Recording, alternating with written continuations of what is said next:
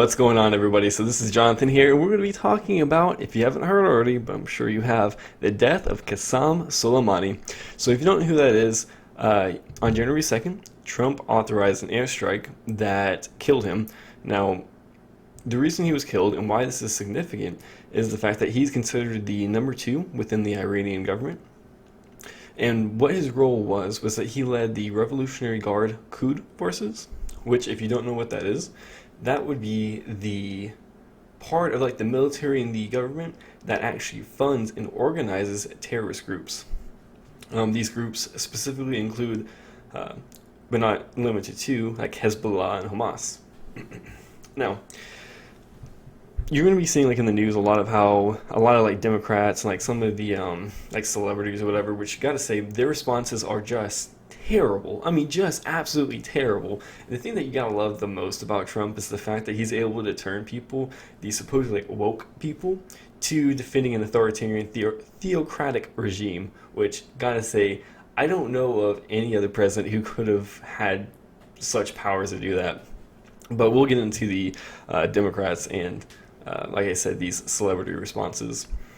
But with Soleimani, some of the other things that he was, specifically accused of by the U.S. government was the fact that he was on December 27th, 2019, in Baghdad. He's actually the one behind organizing the protest and the siege on the U.S. embassy. Now, a lot of people are starting to compare this to a possible Benghazi situation, which absolutely not, which is just another thing that I gotta say, Trump handling so much better. Like, this is a time, and this is the Trump that I and so many other people have voted for him back in 2016. This is a Trump that is confident, he's taking on the aggressive authoritarian states, and he's not putting up with crap. That's why so many people were so fed up with Obama towards, with him talking about the red line and just like the way he's kind of mealy-mouthed with Putin and everybody. This is the Trump that we like to see. The Trump that's not going over stupid petty crap on Twitter or whatever, but is actually facing these, regimes that are, any other situation, people would hands down agree that Iran's not a good country. They're not. Simple as that. Now, like I said, what you're starting to see is like some of these, and probably like one of the worst that I saw was by an actress named Rose McGowan, and I'll kind of read you the tweet and I'll have it on screen. Dear Iran, the U.S. has disrespected your country, your flag, your people.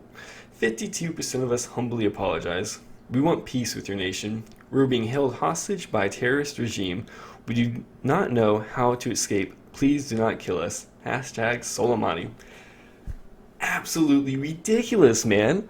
This is a country that's like forcing their women to like wear hijabs, hanging people, or rather, yeah, they're hanging people for being homosexual, and it's just like, what side of the country are you going to defend?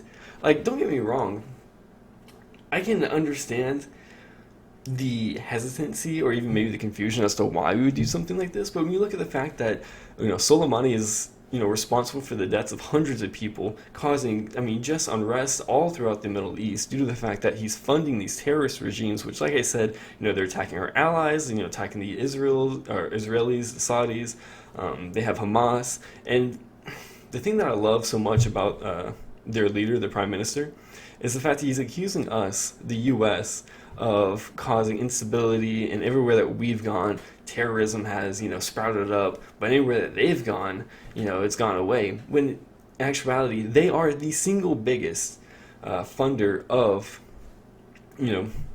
terrorism. It's just absolutely just mind-boggling, this situation.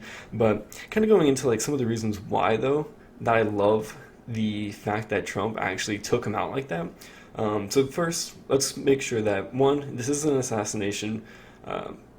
It was in Iraqi territory where Soleimani was already going to further, carry out more attacks on American diplomats and service members. That's specifically one of the claims that the Department of Defense made as to why they were initiated the attack and the airstrike, I should say, because they claimed that there was imminent threat to those Americans. Now, specifically, like I said, he was the number two in the Iranian government. This will throw the Iranian hierarchy into chaos. Because whenever you have your number one guy who many scholars and experts consider him basically a military genius, that's really going to mess up, the Iranians' plans for what they want to go on, in their long-term national military plans. Because whenever you take out one of these guys, because this comes at a time whenever, Iran's like trying to, kind of rise up in terms of their military power. Over, I believe it was on the same day of December 27th, you were seeing that they were running naval military exercises with Russia and China, which is something that we highly, highly want to discourage and avoid at all, at all costs. Now, more importantly, though, is the fact that unlike Obama, who, like I said earlier, he made his whole red line to Syria, you've actually got to be able to carry out your threats.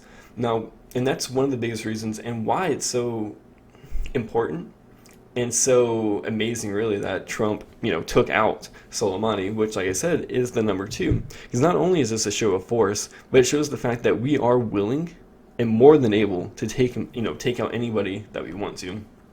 And I gotta say, Trump, these are the good tweets I like.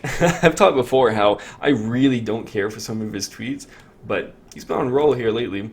So, for example, we have this one where it's, they attacked us and we hit back. If they attack again, which I should strongly advise them not to do, you will hit them harder than they have ever been hit before. And this is in response to Dan Crenshaw. Another tweet, targeted 52 Iranian sites representing the 52 American hostages taken by Iran many years ago.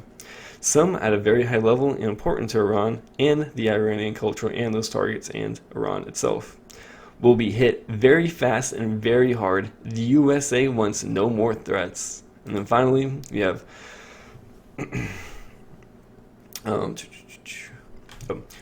there was the fact that before he even made like an official statement, Donald Trump just tweeted out this flag. Like, he just tweeted out the American flag, and I gotta say, that's one of the most ballsy, like one of the most just awesome things that Trump's done in a long time. Just like that simple, like, oh, American pride, that's it.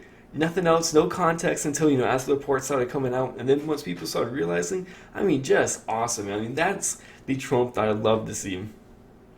But kind of going back to the fact that, it's all about the credible threat. And as you see, with those tweets about the 52 sites, Trump's already kind of making the point of like, hey, if you retaliate, we're going to hit back again. And as you see a lot of, experts and pundits talking about, is the fact that, yes, like a one-off strike isn't going to do anything. It's like, okay, yeah, you made a big show and you've taken out one of their guys, but if you do not continue on with those strikes, then it's for nothing. You got to keep on with that consistency. Now, let's be honest though, Iran is going to react. In what way? And this is kind of the interesting question, is how Iran might actually react. So, like I said, this comes at a time while Iran is trying to build up their military power and prestige. So they've got to react in some sort of way. Now, right now you're seeing a lot of kind of fluster, a lot of tantrum throwing right now, because Iran's kind of in a rock and a hard place. Because on one hand, if they attack any U.S. like assets or Americans, they're in a world of hurt. Like, Trump's going to rain down hellfire on them. Now, that's not to say that they won't do anything. And like I said, because they have to do something, because otherwise, if they don't respond in some sort of way, then they're going to look like pushovers. And whenever you're an authoritarian regime in an area of the world that is highly at, conflict at the majority of times between just a variety of nations, you got to be able to show that you can fight back. Now, Iran will probably try to take a more calculated response. You're starting to see like a lot of, bluster, like I said, from the Iranian parliament. You're seeing how they were, chanting death to America and all this other stuff. And like I said, whatever response they're going to take, it's going to have to be very calculated. Now, they may, and this is where I guess it gets kind of interesting. My suspicion is that either A, they're going to just try to attack more of our drones and try to shoot those down. You're hearing talks of them wanting to expel the troops from Iran and from Iraq. But if that comes to pass, I don't know. I really don't know.